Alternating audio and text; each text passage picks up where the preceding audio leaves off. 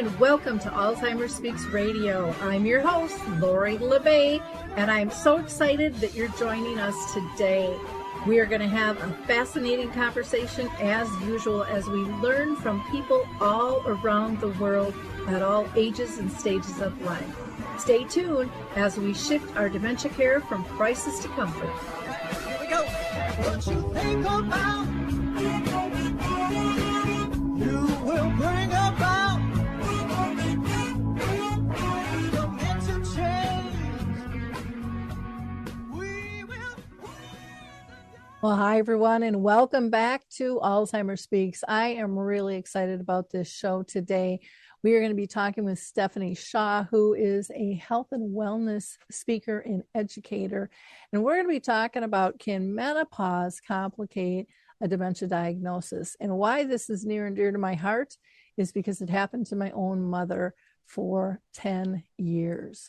And so I can't wait to introduce you to her, but I'm just going to do a couple of shout outs and say, please like, click, and share Alzheimer's Speaks and Alzheimer's Speaks Radio.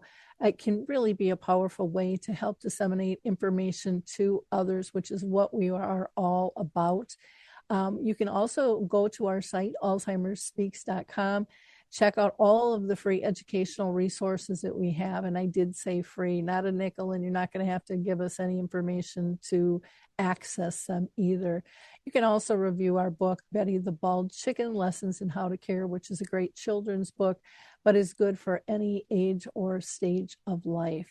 So let's not wait any longer. I want to introduce you to Stephanie. Well, Stephanie, I am so excited. We're finally doing this show. We've been talking for a while. And, as I mentioned in the introduction, everybody, this is a topic that's really near and dear to my heart. And we'll get into that a little bit more. But Stephanie, why don't you go ahead and tell people a little bit about yourself and then we'll get on with our conversation. Sure. First of all, thank you so much for having me here today. Again, as you said, my name is Stephanie Shaw. I'm the host of a podcast called Hello Hot Flash, and I work with women who are just attempting to navigate midlife at the highest level possible. So some people need to sleep better at night. Some people need just a little more confidence or whatever that looks like. So my role is to support those women, mom, grandma, wife. I'm in the sandwich generation, like I know a lot of folks are too. So that's just a little bit about me. Okay, wonderful. The other thing I always ask every guest of mine is, have you been personally touched in your own family or circle of friends by any form of dementia or Alzheimer's disease? Actually, I have. So I had an uncle who had dementia, and we have a family member now that some of the signs and symptoms are starting to appear, but we just have to figure out how to have that conversation so that we can get a diagnosis. That's a tough conversation because even people within the family aren't always on the same page, let alone the person who's showing the symptoms and stuff. I did do, and this might be helpful for your family, but I did do a couple of interviews with my dementia chats groups, which are all experts because they're all living with the disease, and they talk about denial of the person diagnosed. And, how do you approach that? What do you do? Yeah. And how do you get them to accept that a little bit easier? And that's just on the website under our free educational resources there. Let's start out with having you explain kind of the connection that can happen, or the disconnect also that can happen between menopause and dementia and all these hormonal changes that we have going on in our bodies as women. I know. So I'll give my non-medical information. I always give the disclaimer that I am not a doctor, but I do take a lot of time, a lot of hours studying specifically estrogen, progesterone, and testosterone, and have found that studies such as the recent study done by Cornell Medical just this fall echo the fact that a decrease in estrogen, an imbalance in our estrogen levels can cause, well, because of that, you have brain fog and memory loss and so forth. And that can cause dementia long-term for for patients. So they're still in the process of researching, but they've looked at 6 million women. So it's not one of those, 50 people were researched and this is the results that we have. The findings suggest that women, what they're doing is having women take hormone therapy. So using estrogen as the hormone therapy. And the findings suggest that women who took the hormones in midlife to treat their menopause symptoms were less likely to develop dementia than those who had not taken estrogen.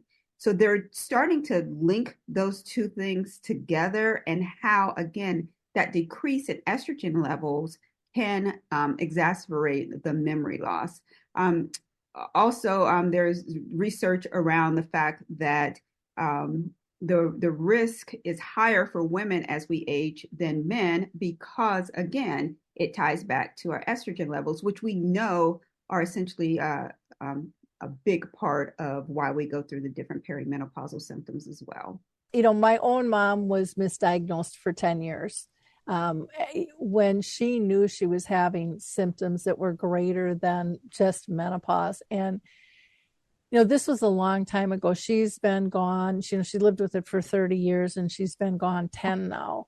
And it was a doctor of theirs from 40, for 40 years that they had, and they had great trust in this doctor, but he, no one really even mentioned the word dementia back then, and there wasn't the knowledge there is today, which I don't think is enough in the medical field still. But he just kept saying it's menopause, it's menopause, it's menopause, and she really struggled for those 10 years because she just never felt it was a good fit. So I think this is just such an important conversation for people to have, and figuring out what's going on with your body, because we hear people with dementia say, I didn't think I'd like getting this diagnosis, but at least now I know what it is, or better yet, that it's not, and it is maybe hormones, and there's treatments out there, because it could be, dehydrated or a lack of vitamin deficiency or medication mix up that can mimic these things too. But I don't think people are hearing that at the doctor's office all the time. Right. And we need to educate ourselves sometimes. What are some of the misconceptions that you find between, menopause and dementia symptoms? Yeah. So the biggest one being that there is no connect, and we're finding again that that's not true. And because of the connection with the estrogen levels, we're finding that again there is this connection, direct or indirect. So a lot of people just are like, oh, I have dementia, or I have menopause, or I'm in perimenopause, and not bringing those two things together. It's we need to understand that everything that we're doing as it relates to our hormones is impacting us in some way or another. There's links between perimenopause and cancer and heart disease and osteoporosis. So that link between dementia also is a tie that we need to be aware of. Yeah, and I would imagine, like with dementia, some people have more than one type of dementia. They might have Alzheimer's disease, or they might have Lewy body and Parkinson's, and some people have 3 different types. I would imagine, there's different symptoms within the menopause umbrella, like you mentioned, perimenopausal and all of those types of things. And it seems to me like, every individual body reacts a little bit differently. Is that what you find as well with menopause? Yeah, that's so true, because for me, I had almost 40 symptoms. I had from the phantom smells to the twitching in my eyes, the hair loss, and so forth, while other people have night sweats or they just have hot flashes. So it does vary. And again, it all goes back to what is going on on the inside of our bodies, how our hormones are handling it, and also how we're starting to treat ourselves, how we're nourishing our bodies, how we're taking care of our mental and our physical health as well. That I believe plays a huge role in the symptoms that we get during menopause. For myself, I ate pretty well, but I was not eating right for my body. I was not moving my body the way that I should. And I had surgery-induced menopause on top of everything else.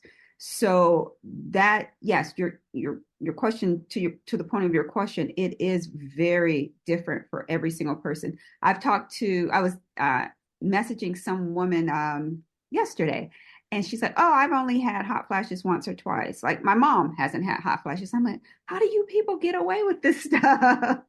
so, so it's very individualized, and just like with everything else, though treatments help, there is also some things that we may need to do specifically for our body. So in my case, I did all the Western medicine and I'd start doing some Eastern medicine. There were foods that were causing me, foods that were quote unquote good for you, peaches, certain types of apples, certain beans, um, cabbage. There were certain things that were actually causing my body to make my hot flashes and to make me not sleep as well at night. So it was like bringing those things to the surface. So everyone is an individual. Oh, interesting. I had never heard about the phantom smell Yeah. with menopause because there are, that can be a symptom of dementia where people smell things and they say typically it's like burnt rubber is what they Yeah. smell. And the other thing I found, like my mom had severe hot flashes. I mean, Hmm. 30 below weather, shorts, tank top, and she's beet red sweating, sitting on the stoop outside, going, "Oh my gosh, it's hot out here." I don't know. Oh, I She, had an aunt like that. and I remember praying, "Please, please, please, don't give me that, don't give me that," because and we all felt so sorry for it, and then we kind of giggled about it because it was just so. How can you sit out literally in the middle of a blizzard like that and be can your body be that hot and on fire and stuff? And for me with the night sweats, what I found, and I don't know if this is common, I don't know if it's pertain to menopause. I'm past that. I'm 64 now, but I found when I would eat late at night, I figured out my body was working hard to digest the food, and when I Yes. stopped doing that, I didn't have these horrendous night sweats. And it was like, well, why did nobody ever tell me that? That was like a super simple fix. But is that common, or is that part of just my normal body, or would you say that would be a hormonal thing? So that's really common. Eating, drinking late at night, it can cause you to have problems with sleep. It can cause you to have hot flashes or night sweats during the middle of the night. That's why it's so important that as women, we think about what we're putting in our mouth, think about the food that we're eating, making sure that we're getting carbohydrates, proteins, and fats, and also looking at when we're eating certain food. Now, I'm so not a fan of being restrictive or telling you, eat 2 tablespoons of XYZ. But we do need to be aware that when we eat later at night, a lot of times it does trigger different hormonal movement in our body.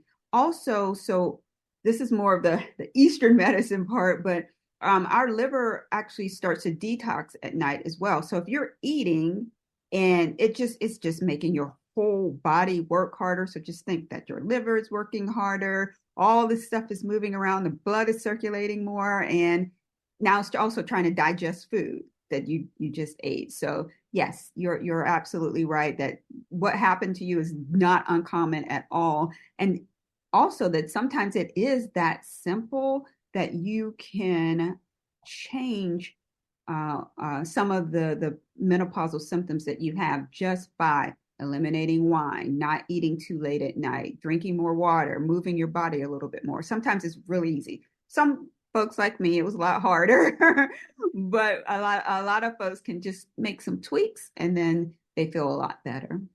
Well, and for you, if I'm not mistaken, I mean, you were battling getting this under control for like 2 years. Yeah, yeah. I went to 18 different doctors, two world-renowned medical facilities. I saw physicians in Ohio, Pennsylvania, Louisiana, and Oklahoma, $20,000 out of pocket because no one talked about hormones to me. So, like, it was okay. Because mine were appearing in different ways, like my hair was falling out. So, I went to the dermatologist. I had twitching eyes. So, I went to the ophthalmologist. My heartbeat was so rapid. So, I went to the cardiologist. But it wasn't until like I had gone to so many doctors that I had actually befriended some staff. And some of the doctors, that two folks, actually it was my chiropractor and my physical therapist, they actually sat down and had lunch to talk about me. And when they started like going over everything that was going on, they were able to help me move forward because of that conversation that they were having. I thought I was doing a good job at going doctor to doctor and advising them of who I had been to, but it wasn't until two folks like kind of made that connection that I was able to get some more help. So part of the work that I do, and I always talk about, is advocating for yourself as well. I have a whole different level of skill set now when it comes to advocating for myself. So that story, so if you're at the cardiologist because you're having rapid heartbeat, which is a sign, one of the menopausal signs as well is rapid heartbeat, especially after you eat certain foods. If you're at the cardiologist, that conversation should not just be about the heart, even though that's what he or she focuses on. It's, hey, I've been here, I've been here, I've been here. Is there some pattern that you're seeing, and how can you help me with this pattern? Yeah, it's hard because is open as our medical communications have gotten with the computer and people can see and they can hear from you, everyone is still pretty dang siloed in their own Yeah. little specialty world. And boy, sometimes it just takes an outsider to say, hey, let's look at big picture here and let's just Mm-hmm. stop thinking that it's one particular thing, because even if it's this, I still have all these other symptoms out here that aren't you're not going to be able to address. And you know that, and Right. I know that. And yet you're getting sucked down all these little silos, and then you can get medications and then they cannot interact nicely with one another, and then you can come up with more symptoms and problems, and Yeah. You're it right. gets You're right. it gets Yeah, hard. And it does. It gets do really you hard. find in terms of advocating for yourself, because I've always tried to advocate for myself, but I know when my daughter was younger and she had a male doctor and he was Mhm. so disrespectful. And I'm not saying all male doctors are with women, but it was like, I mean, I went to the director and I'm like, I want this guy fired. I mean, that's how it was abusive, the way he treated her verbally and dismissed what she was going through. I mean, there was just Yeah. no, even if he believed that, there was still another way to be able to say what he wanted to say. But I think, and I'm 64, and so I think there have been times too when I've been to a doctor and I haven't felt like I've been believed. Just like with people with dementia, some of them get Mhm. excited, many of them, when they get a diagnosis, because it's like, oh, someone believes me finally. i Yeah, know i know what it is. yeah.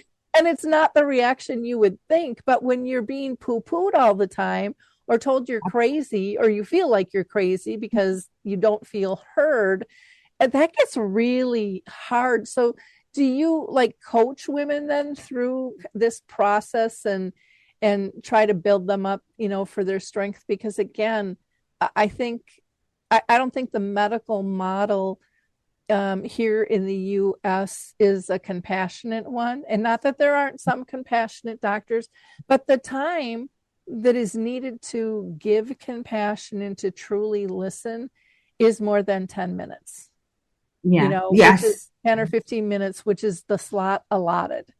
And Right. Right. and to me, that's we've gone backwards a little bit since that's come into place. Yeah, I totally agree. It's so government driven. I went to a dermatologist, and I'm like, I'm having some problems. I have, my hair is falling out, whatever. And what can I do? So they offered a steroid. And I'm like, I don't want a steroid. Are there alternatives that I can start? If they don't work, then maybe I'll consider medicine or what have you. I am not allowed to talk to you about that. Fine. Like they have so many restrictions on them now, and a lot of them just they're just very textbook in their conversations with you. So yes, I do support women in that field. If that's not quote unquote what I do, and that's not the core of the program, but once we start talking, they're like, hey, I have a doctor's appointment or whatever. I actually have like cheat sheets that you can take. You can make sure that you're journaling, taking notes on what is going on, what symptoms you're having, what time of day, because a lot of times a good doctor will be able to find some pattern there and be able to support you in another way. Another thing I always advise people to do is to get a copy of your medical records because, so for myself, I'm always like looking at my white blood cell count. And while it's always in the normal range, if I see a consistent tick down, even though it's normal, I want to have a conversation with you about that. Or, whatever. If I'm seeing it's getting changing, even though it's quote unquote normal, let's talk about it. What can I do? Can I eat differently? Can I move differently in order to make that change? And if you're not asking for those records, a lot of times your physician will only look at this year's report and give you information about this year's report. And those averages aren't necessarily averages for everyone, especially women, because a lot of the tests were done on men in order to get those average numbers. So we just have to be really careful. Go in prepared, take notes, look at your chart. I take a lot of, well, I did when I was not feeling well, a lot of supplements. So sometimes they wouldn't put them down. I'm like, if you don't put that down, and let's say I do decide to take a script, those interfere with one another. So read your chart, look at the information and so forth. I think that's important. And to know that they're not trained to help you. So they actually have lobbyists, so they do not have to take courses in nutrition. And then gynecologists take, I keep quoting this wrong, so I need to actually look it up. I'm going to say 3 to 4 months or less of coursework on menopause. So if the gynecologists are not getting menopause educated, the cardiologists, the ophthalmologists, all those other folks aren't getting educated on that as well. So you have to learn how to advocate for yourself. That is shocking. A gynecologist who is Dr. Goldman, she actually was the person who another thing I need to memorize too. She was the person that actually made one of the connections between menopause and cancer, and she's helped lead all of the research. She's the person that told me that. She's like, she learned because her friend got sick and ended up passing away. So she's like, we never learned any of that in medical school. It just was not a priority. I'm like, you're a gynecologist. Shouldn't you know about menopause? Yeah, that She's is super smart. She knows everything now, but it wasn't like part of her training, and it's not part of their training. yeah. Well, Yeah, that's the same with dementia with the doctors too. They know so little, and yet Mm-hmm. it is such a big common issue for so many people. I love when you talked about journaling because I do think that is really important because I know even with myself, it's like I'll forget some of the symptoms. It'll pop in my head and I'm like, okay, yeah, I'll be aware of that. And then I forget about it because I didn't write it down because something else happened. And then I focus on that. And that can make the whole trajectory of what they're thinking is going on with you wrong. And so and I think also you will have a better idea of what is happening. I mean, that's how I figured out eating late at night when I was having those night sweats. I'm like, what is going on? And then it was like, oh, I'm eating, maybe some nachos or something spicy, and I'm like, that's what's kicking me over the edge here. And I just had a little snack while I was still working, and it was just like, boy, that's just not worth it at all. And something that I could control, with that. What are your thoughts about lifestyle and between diet and exercise and also social engagement for both menopause and dementia? Yeah, so lifestyle I think is huge, and I think firmly believe that lifestyle is what helped me get over the hump. Yes, I had to change the way that I ate. I had to change the way that I moved my body, but I also had to change the way that I thought. I had to start to build community, people who understood what I was going through, people who I could talk to openly about all of the changes that were going on. And I think that's important for people going through menopause. I think that's really important for people who have been diagnosed with dementia as well. So building that community and building that level of support, I think that is a lifestyle change for some people, especially people like me. I'm an introvert. I could sit in my room and watch TV and or read a book all week long and I'm good. So the idea that I had to make that type of lifestyle change was a little different for me. I'm like, okay, I need to be out with other people because my stress level is lower. When those cortisol levels are lower, that impacts my estrogen. Like all of these things work together. So lifestyle changes, I think, are really important. We need to understand that as we age at any point, really, we should not be on diets that are low carb or low fat. You need fat, you need carbohydrates, you need protein. Protein because we are losing muscle mass, and as we age, carbohydrates are amazing for the brain. I'm not saying a bag of chips, I'm saying a sweet potato or some healthy carb for you. And then fats like a fatty, oily fish, like a wild caught fatty, oily fish, or an avocado or different nuts and seeds. Those are really important. So a lot of times we hurt ourselves by eating out a lot or by cutting out calories because we're getting older and we want to stay a certain size or something like that. It's important that eating a healthy, balanced diet is part of the lifestyle that we need in order to make sure that we can navigate menopause and dementia as well. And I want our audience to know you could have both. You could have dementia and you can be going through menopause. And I think Yes. sometimes people will rule things out and just go, okay, everything falls in this bucket. And that would be nice, but life isn't always that easy. And Mm-hmm. there can be other factors going on. So, don't avoid that. I agree about the diet and the exercise and the social engagement. I would never ever know you're an introvert because I mean, I know no one does. because yeah, you would never know that, but you probably just melt into a little puddle after you do something like this or engage. So funny. I'm an introverted extrovert. I think that's why I call myself like I. It's there can be 1,000 people in front of me. I get up on that stage, talk whatever, and then like for 3 hours, I'm like I need Yeah. my energy back so I can give it. But the way that I get full is by just being quiet, being alone. Yeah. I'm much more of an introvert too, and people don't see that because of Yeah, I all the don't see different that things that I do. But I love my quiet time. I really, and the either. older I get, the more I like it. I just like that Me too. peacefulness and yeah, not having to pull all my energy to be something that I am or aren't or whatever. I mean, it just takes a lot of energy to engage with others, especially in the world we're living in today when things have gotten so negative and controversial.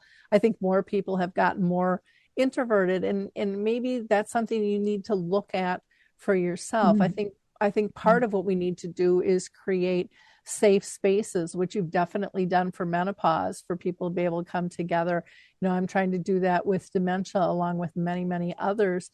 I think that can be life changing for people to have that safe space to be able to talk openly and not feel judged and hear real life in the trench stories of what others are going through, because then you think, oh, I'm not crackers, I I know. this is happening to other people. Because I think when you feel like you're not being heard, you do feel like you're crazy, because Yeah, that's you that's what people are, too. they might not say it, but they might be giving you the side eye going, oh, or rolling their eyes as they're walking away. And we feel all that stuff when people aren't in alignment with us. So I think it's important for us to kind of find our tribes and people that are going to support us and lift us, not necessarily fix us, but just help us Mhm. along, that journey, and to be able to have those open, honest conversations.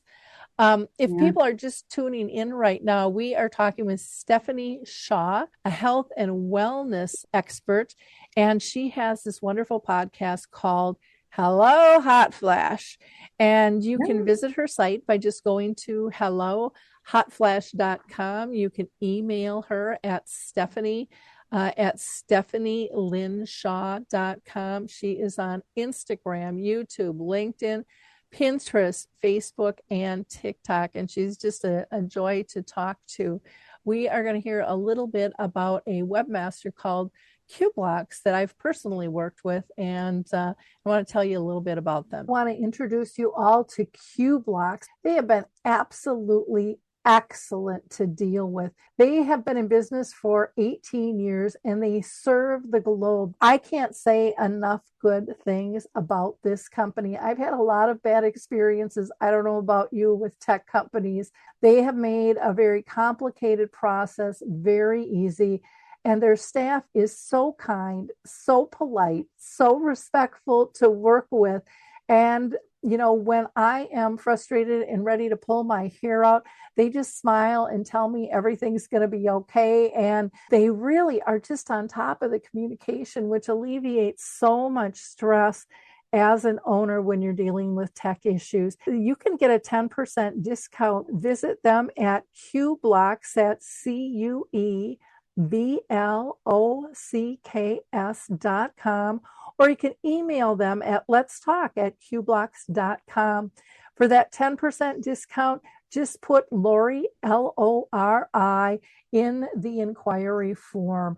And again, I don't think you'll be disappointed. I surely haven't been. I can't rave enough about this company.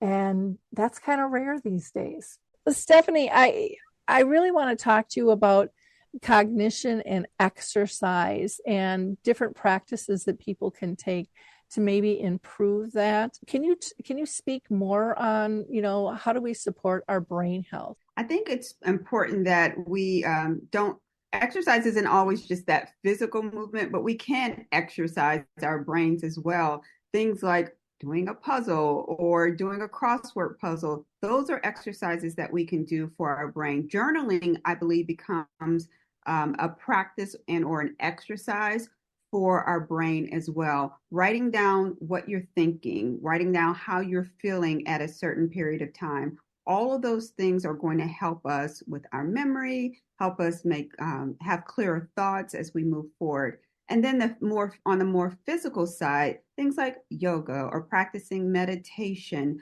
all of those things also help with our brain health. We want to make sure that we're moving our bodies, and it does not always have to be like that high intensity, I'm going to sweat until I can't breathe anymore and, run 40 miles every day. Actually, that can hurt a lot of women when they're going through menopause. It's not always helpful for them. So doing things that you enjoy, things that you like, walking, hiking, I think a really good good mental and physical exercise is forest bathing. So my oldest son loves to hike. So in the summer, we go to a national park, or a park rather, not far from where he lives, and we will stand outside. My thoughts become clearer.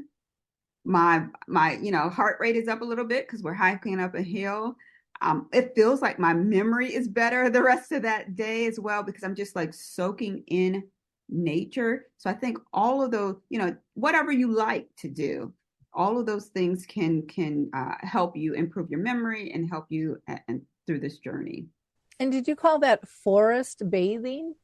Yeah, it's called, yes, forest bathing, but it's going out in the woods, walking around. I like that though. And I think being out in the sun and just being part of nature, being part of that peacefulness, getting away from all the hubbub can really reduce a lot of stressors that we don't even know are stressing us out because it's such a normal day-to-day thing that we're in. I remember this was a long time ago. I went on a retreat and we did like 2 days, of no talking.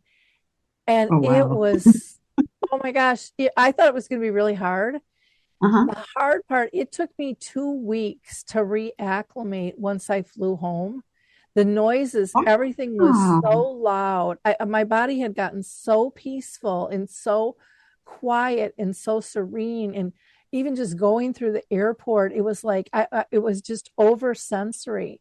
And Mhm. literally, it took me 2 weeks to get back to a normal living where because the sounds got so loud, because I was used to this quietness and yet, I've always wanted to go back to that particular retreat and I haven't, but it was amazing. So I'm a big believer in meditation and, I used to do yoga. I don't anymore. I keep telling myself I have to do that. And I loved that you had mentioned journaling because I don't think Mm-hmm. people think journaling is brain health, but I think it does a few things in my mind. One, you can track your day, which is always good.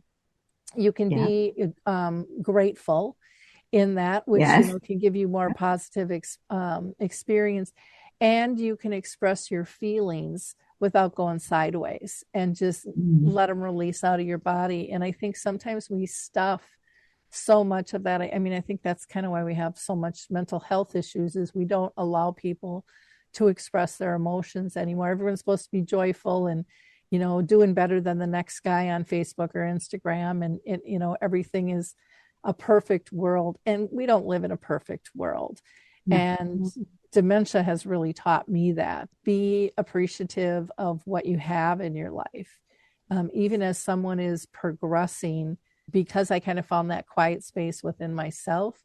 I Mm-hmm. found new levels of unconditional love I didn't know existed. Mm-hmm. So That's my relationship with my mom, it, even though from an exterior view, people were like, oh, it's disintegrated, it really enhanced oh on wow. so many levels. But again, it's our perception of, can we still be in relationship, if it's with Yeah. ourselves or if it's with somebody else. I think those are really important factors, because it's all about, to me, belonging. And Mm-hmm. not and Brene Brown did a piece, and it was amazing, because I always used to say, people need to fit in to feel socially accepted. And Right. apparently she did a study, and she said, I always thought it was about fitting into. And she says, but it's not. Fitting in means we're adjusting ourselves to fit into a group or an environment. She said, what we all really long for is to belong, to be accepted for who we are. Oh, that's good. And I thought That's that so good. was just beautiful. Um, Yeah. but again, I think it's kind of that clearing of the stress. And I don't know about you, but I have that busy mind, and that Mhm. critic I do up there too. that, oh yeah, Yeah. he loves telling me all the things I do wrong, Yeah. all the time. Yes. Yeah. And to be able to let it talk All and the kind of time. kick it to the curb, I can imagine can mimic some things both with dementia and with menopause, when you've Mhm. got that unconscious thoughts going through your head. Yeah. It's gonna change your body chemistry, I would imagine. I totally agree with that.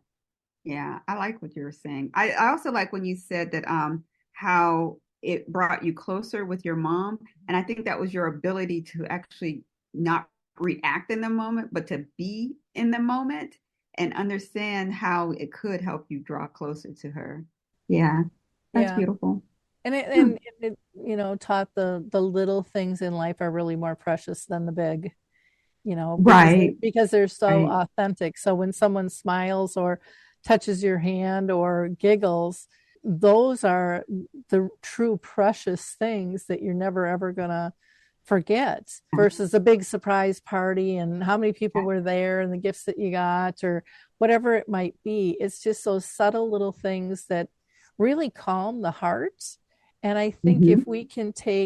if we can incorporate that into, our healthcare system, and really have that be part of our self-care system, which we don't talk Yeah. about much, I think we'll find a lot more peace. And even with dementia, they've taught me, for example, I have a program called Dementia in the Arts, and they all Mm-hmm. say, and I'm not an artist, I just record their stories and their artwork, and it makes people can see it, and it's amazing, and it reduces stigma and all that. But they all say when they're in the zone doing their artwork, their symptoms decrease, because I Mm-hmm. think I can see I that. think it's changing everything again within the body. And when you can find a peacefulness, when you can find a purpose, I love that you are advocating the way you are after your battle of 2 years, going, I don't want anyone else going through what I went through. I There's know, got to be right? something I can do with this horrendous thing I went through, and make the world a better place to live.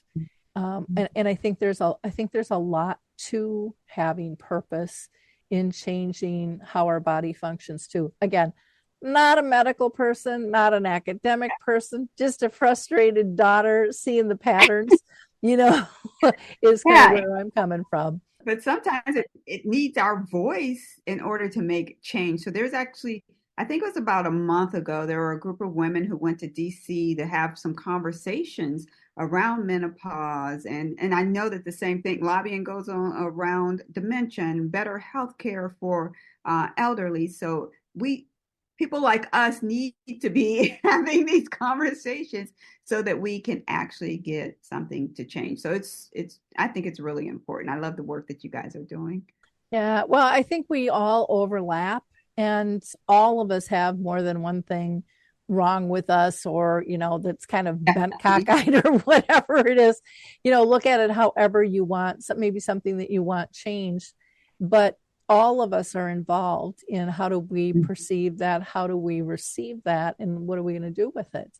And Yeah. I think there's so much fear out there when somebody is different or has different symptoms, than we do. I think of even the terminology, and I don't know if you see any of this in menopause. I see it in dementia all the time, where people go, oh, they have this behavior. Well, behavior is a really negative word, and really what it is, it's a reaction to tell us something is off, and yet Mm-hmm. it's perceived as negative, and they're just trying to be honest, and they're trying to find help. Do you see that with women with menopause as well sometimes? So even the word menopause has this like negative connotation and um, symptoms. It's like we're not sick; we have some hormones. You know what I mean? So it always the tone leads people to fear going through this change in life. It can lead you to having less confidence about what's going to happen in the future, all because of these terms and these phrases that often put people kind of like pigeonhole people. I think perimenopause is one of the, minus all the things that went on to me, is one of the best things that could have happened to me because it slowed me down. It got me to a goal that I've been wanting to get to for 10 years. It helped me strengthen relationships. It allowed me to know my body better and to feel better about my body. So I always say when we hear that and we have this negative connotation about that word or the term or what have you, what are you going to do with that, and how can you make that adjustment in your mind? So yeah, the terms and the phrases are out there. I've actually interviewed a couple of people that are like, we are going to start a committee and find a new word for menopause symptoms or a new phrase for menopause symptoms or controlling. I always say control the midlife change. We don't need to control it. We just need to let it happen, kind of thing. So they are out there. I've heard people say instead of menopause, I've heard men joke mental pause, because of Yeah. the forgetfulness or the Yeah. fog or whatever. And I'm like, you too can have this, Yeah. I know. this brain I know, fog. right? Your Yeah. Yeah. hormones aren't always even keel either, they just Right. deal with it different. It's looked at differently. What is it? I think it's termed andropause. It's for men, so they have it too. Oh, I hadn't heard that one, so that's good to know. I just think, when people are having symptoms again, I love the fact that you brought up the journaling, and don't be afraid to ask a doctor if you're going in even for cognitive testing. Cognitive tests will show where you're at, but that again doesn't show what's causing your symptom. And so don't be afraid to bring up menopause, and have those levels checked, and do some journaling yourself. And when you said you had 40 symptoms, I didn't even know there were 40 symptoms for menopause. I mean, you hear the handful of them. Can you rattle off a few more that people might not be aware of, like myself? Sure. So actually, there's a group in Canada, and they've come up with 100 plus. So Wow. yes, and there's other things that go in the body that could relate, but I'll just start. So hair thinning, hair loss, hot flashes, night sweats, rapid heartbeat, tingling in your hands and feet, dry mouth, twitching in your eyes, muscle soreness or pain, cold hands and feet. There's a long list, and it is It's really weird that a lot of times we don't associate them, and our doctors don't associate them as well. I got my mind like racing. I'm like, what else? Things like vaginal atrophy and low libido and anxiety, depression, lack of sleep, irregular cycle. So all of those things as well. Wow. There's, now I'm thinking, I mean, I'm 64, but I'm like going, wow, maybe, I don't know, because there's a few I had no idea of, it's just, it's I kind of, didn't either. it's I didn't either. amazing. And, Yeah. some of those things I would have thought would have been, called fibromyalgia. But again, there's so many things that can be more than one thing that can Yeah. happen. And even with the eye twitching and the tingling, I've heard a lot of people have some of these symptoms with their dementia. Is it the dementia? Is it menopause? Is it something else? I mean, it's kind of Interesting. interesting with all of it. I really liked that. What I don't know if I'm saying his name right. Well, Weill, Cornell Medical.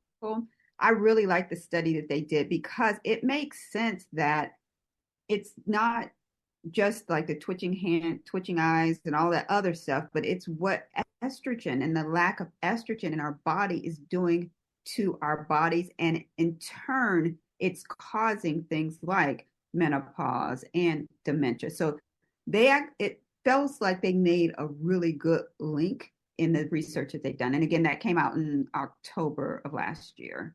I even heard like pigment changes was real common. Oh yeah. And Yeah, I'm yeah, yeah, yeah.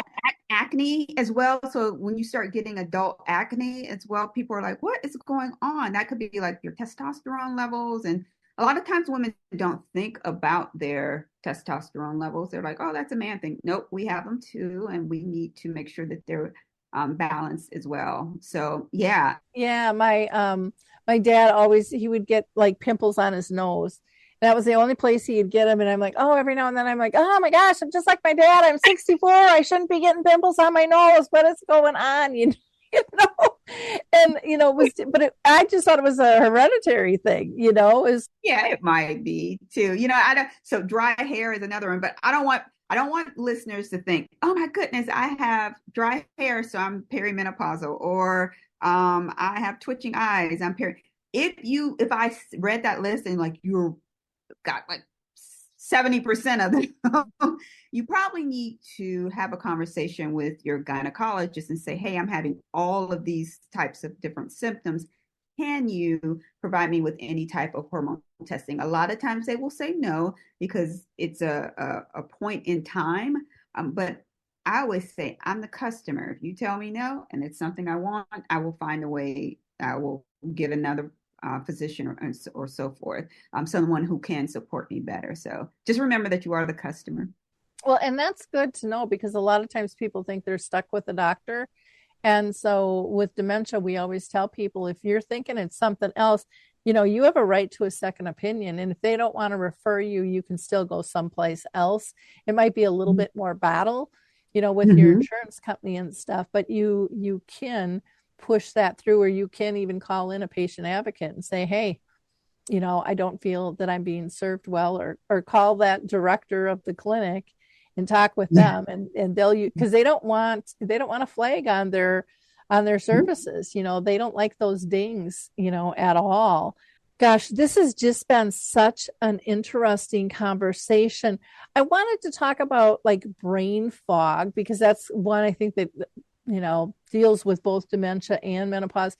Are there certain things that people can do to help with that, specific foods or exercises or sleep patterns or anything there? So some common things: reducing stress. Reducing stress comes back to pretty much everything. And a lot, if you're like me, I'm like, I don't have any stress. Everything is fine.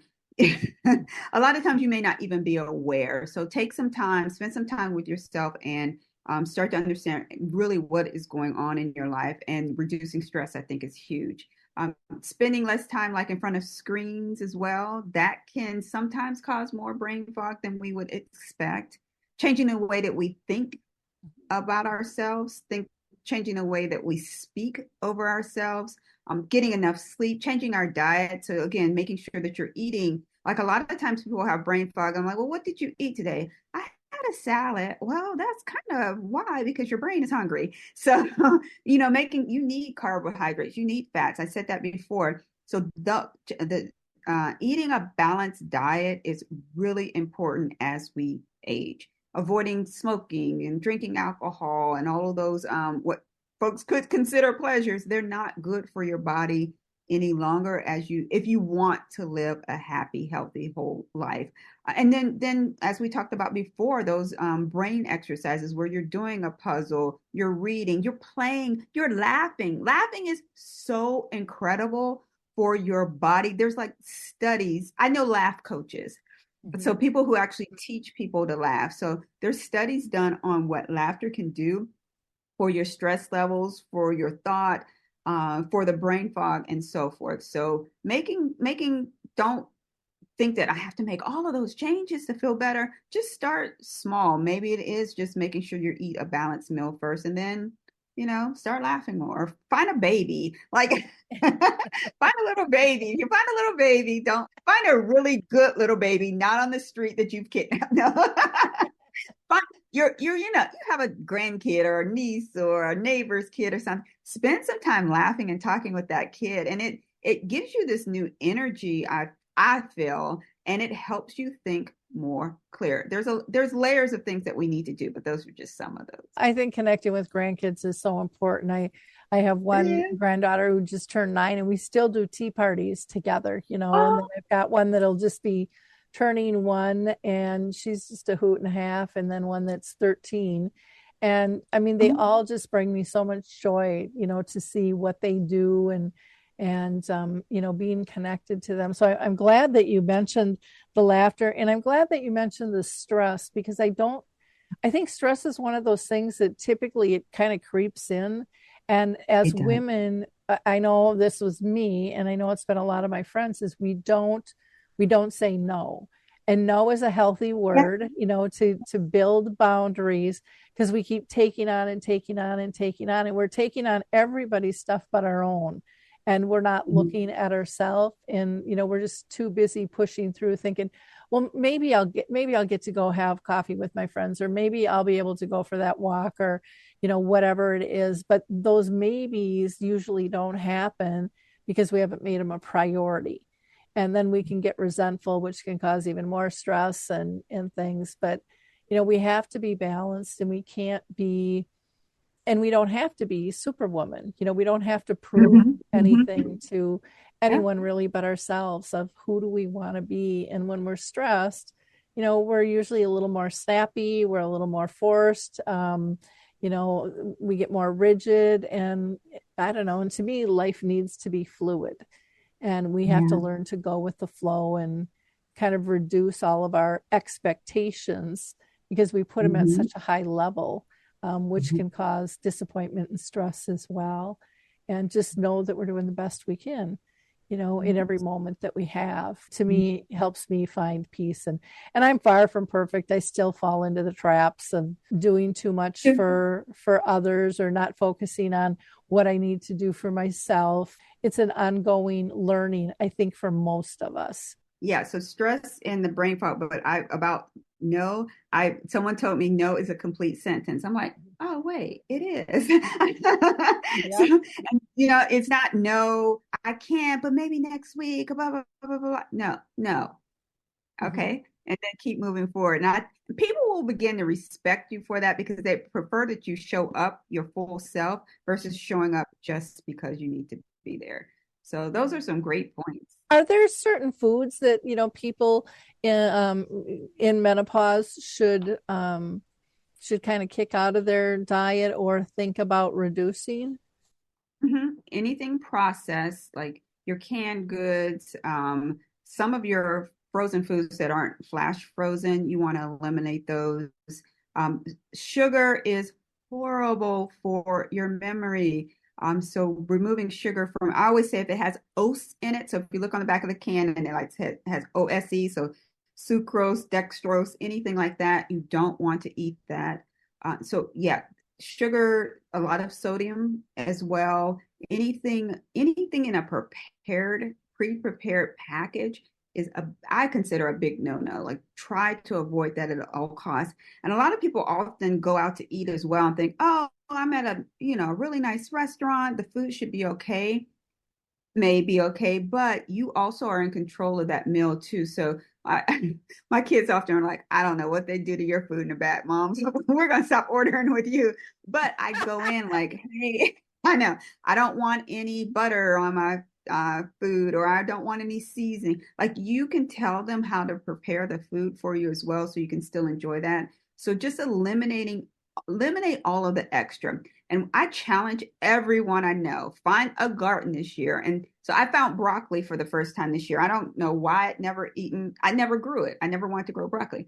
I ate a piece of broccoli, like broke it off outside. It is so sweet. It was like crazy sweet.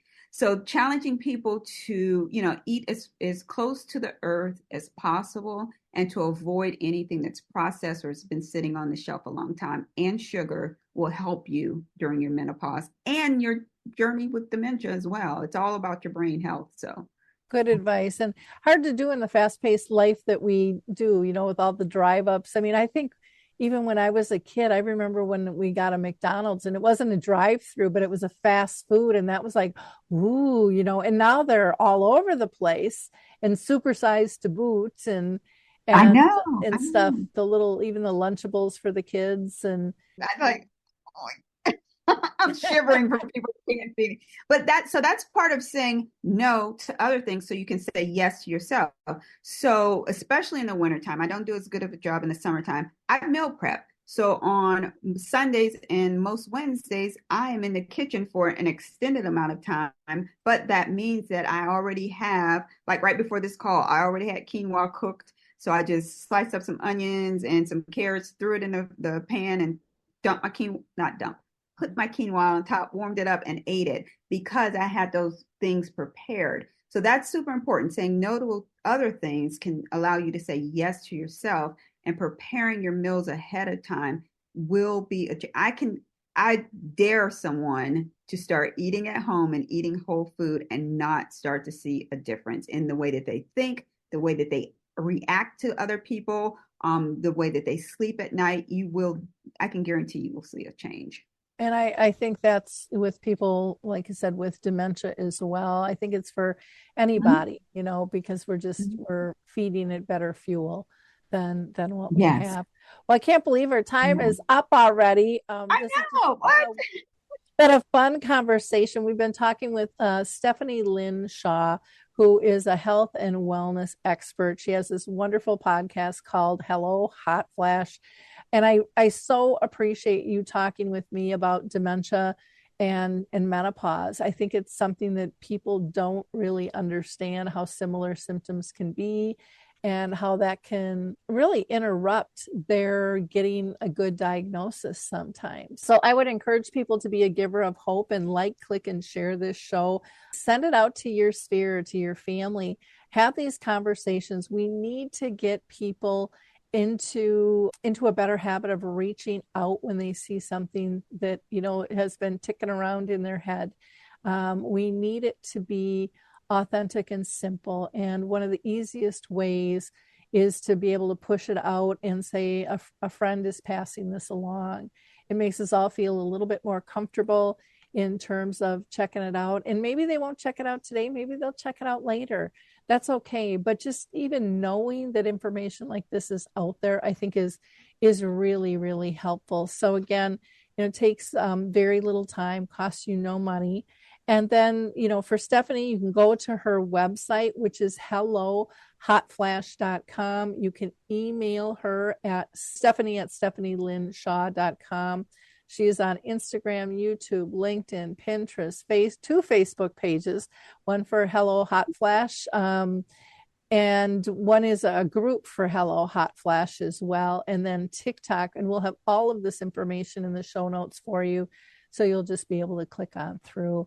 Thank you so much, everyone. And again, feel free to reach out to me through alzheimersspeaks.com and check out all of those free resources we have as well. Have a wonderful week. Take care. Mhm. Bye-bye. It's time to rethink, renew, and reimagine retirement. Hey everybody, Jared Sebesta here, host of Retire Repurposed. Now, this podcast is about the non-financial parts of retirement, which many times can be even more challenging than the financial. We believe retirement is not the end, rather the beginning of what could be the most impactful, purposeful, and fulfilling season of a person's life. So don't retire, become repurposed. To listen now, search Retire Repurposed on your favorite podcast platform, Senior Resource, or Life Audio.